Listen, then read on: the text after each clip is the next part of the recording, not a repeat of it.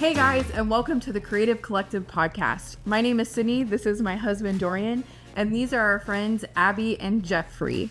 Today we're going to talk about creative deadlines, how to keep them, how to set them, how to decide them, and the struggles. I suck at those. Yeah, I'm going to be silent this whole podcast. I have to kind of plead the fifth because I used to set all of Dorian's deadlines. Plead the fifth, man. You saying it was that bad? There were some moments where we went rounds because deadlines were missed. So why do we miss deadlines would be my question. For who? Anybody, just the whole table. Because we're so creative.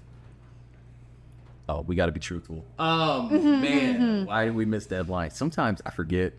I'll be honest. There's so many times like, hey, you got that video done? I'll stare you deep in your face. Yeah! Tomorrow. That's never happened before. You know, sometimes I just feel like I forget. Sometimes I feel like I have like blocking moments.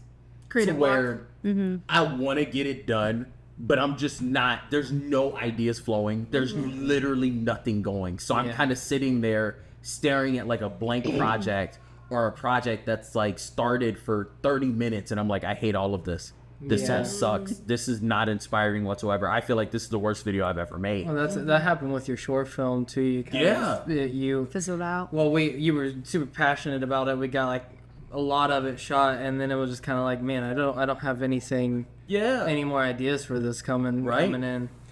Yeah. And honestly, sorry, I didn't mean to cut you you're off, good. But honestly, maybe that's even just a struggle of like making sure that everything is done before it's time to hit the editing process. Because I feel like sometimes I would miss deadlines just because I didn't have everything ready. And then once it was time to get everything going and I finally had everything, I didn't even want to do it anymore.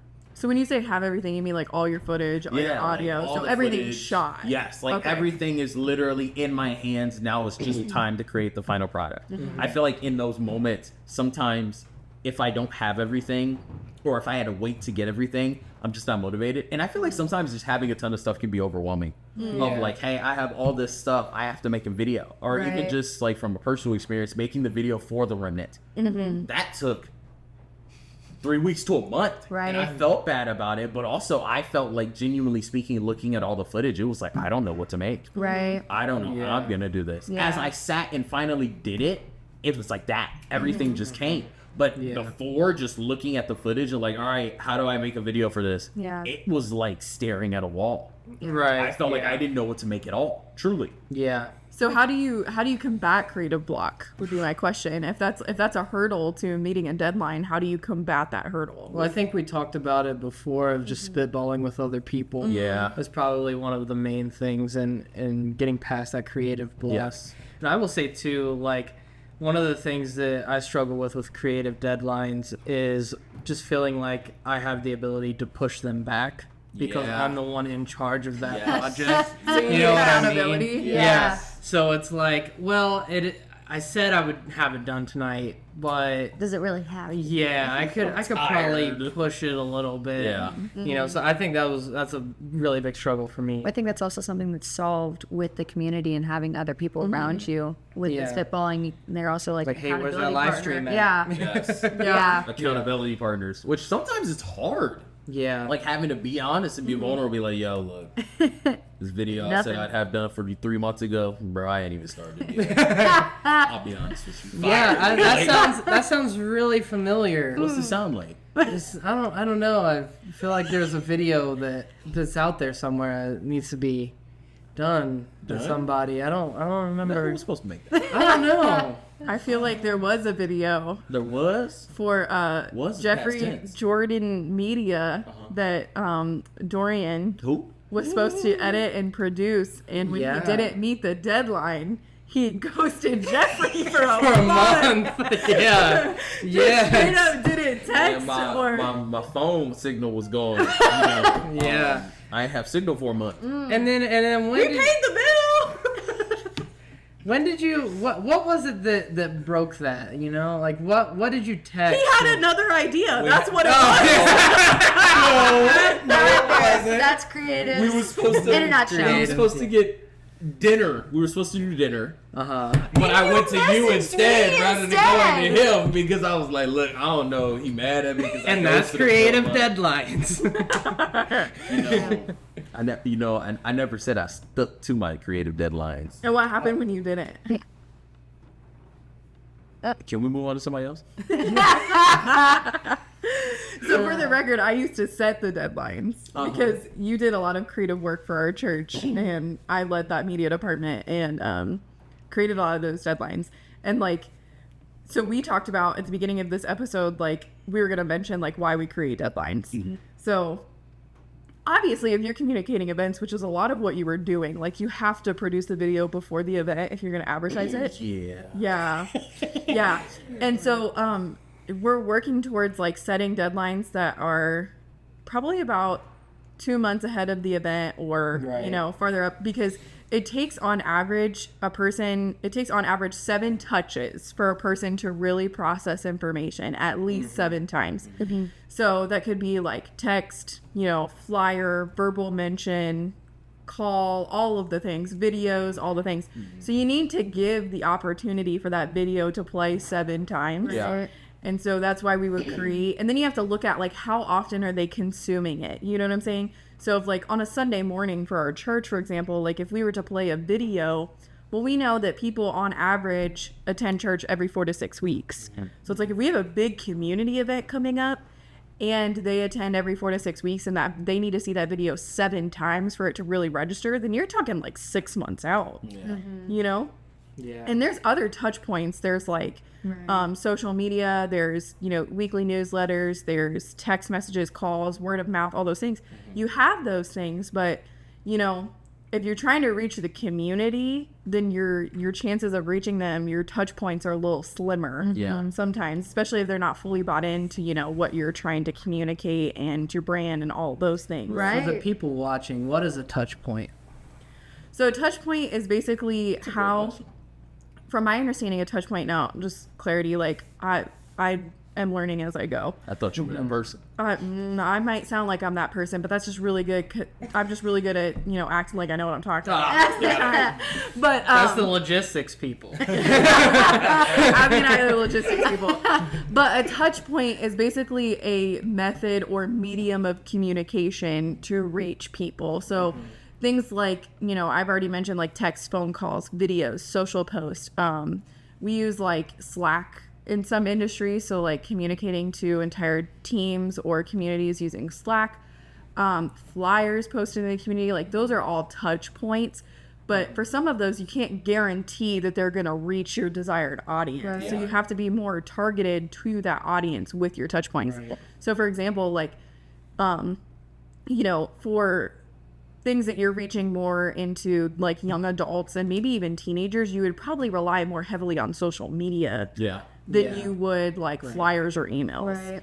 Like, but if you're trying to reach like older generations or different demographics, you might lean more heavily towards phone call, text, flyers in the community, emails, like those types of things. So you have to pay attention to who your target audience is for those touch points.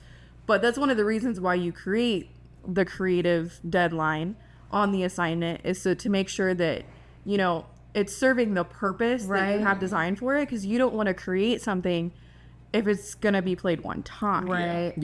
Right. Feels like a waste. Now, what part of the marketing funnel is that? And no, I'm kidding. I was like, whoa, I don't have a marketing degree. I have a marketing degree here. But yeah, that's part of the creative deadlines. And so I know like it was a struggle for us in some seasons. And like your accountability partners, my heart goes out to you. I empathize. But like it was a little bit of a struggle season for us, because it was like when deadlines weren't met, it was like, I was your spouse, but I was also the leader. And we did have a buffer, someone else was in there to kind of like, if something needed corrected, to kind of deliver the correction. But a lot of the communication flew through me. So it was like, it's hard having the person that you live with also be the person that you're like, hey, I see you're playing. Video asked about 3 days ago. I see you're playing Call of Duty. May I direct your attention to the deadline? Yeah, it was very difficult. It was very difficult to have grace, and I'm just being transparent and honest here, man. Like, and especially when you're in an environment when you're working with your spouse, like there was a lot of people that were like, we could never do it, and I'm like, I'm barely doing it. I'm barely doing it. But at the end of the day, we got it done, and I think we learned a lot of lessons. Yeah. And so now, like, working together on a project that's ours, like, I'm still kind of like, hey, did you do that? Did you get it done? But I'm also learning too that because of the creative block, it's like, I don't want to push you so far that you produce something that you're not proud of. That's true. Just for the sake of the deadline. Yeah. I don't want you to produce something that you're not proud of, something that has our name on it, that you weren't able to give it your all because you were so focused on the deadline. I think that's something like you do a ton, especially within Jeffrey Jordan Media, that you get so caught up in producing like the perfect something that you'll just procrastinate and wait. And that's another reason why you miss the deadline, because you're like, well, I can't give it my all, or I know this needs more. Yeah. Yeah, and it's one of those things that I've been working on too, is like just putting stuff out there and being like, yeah, it might not be the best, but I'm proud of it because I did this one thing that I've never done before. And even though other areas might lack a little bit, there's this one point in it where I'm like, that's something new that I can add on to in the next one, and then it's a fifth of the way better, and then it just keeps Just keep building. Yeah. I don't know if maybe this is just me, but I feel like I've recognized a lot recently, especially in myself, of doing different deadlines and having different things that had to be done,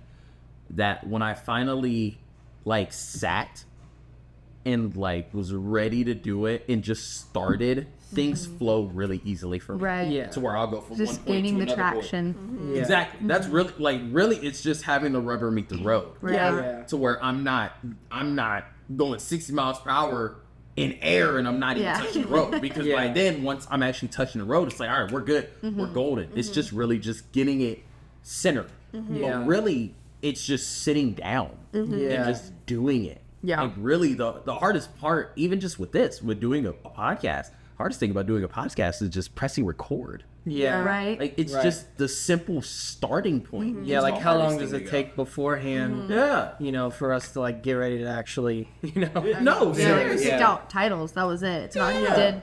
We didn't plan a script or anything. Yeah, Right. Truly, like we can get so caught up in trying to finish that we never even start. Right. And it's like you have to take a step back and Right. say, hey, I got to start first. Yeah. If I'm not willing to start, then what am I doing?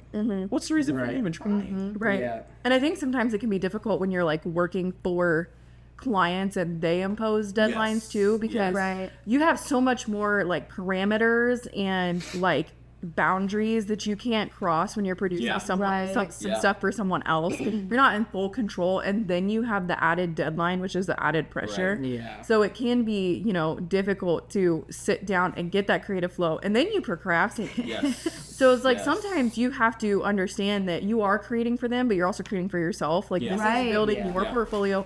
You need to produce something not only that they like, but something that's your signature, your aesthetic, your branding that you like too. Like you have to produce something that you're proud of, something that brings you fulfillment on top of, fulfilling the need of the client. Right. Yeah. Right.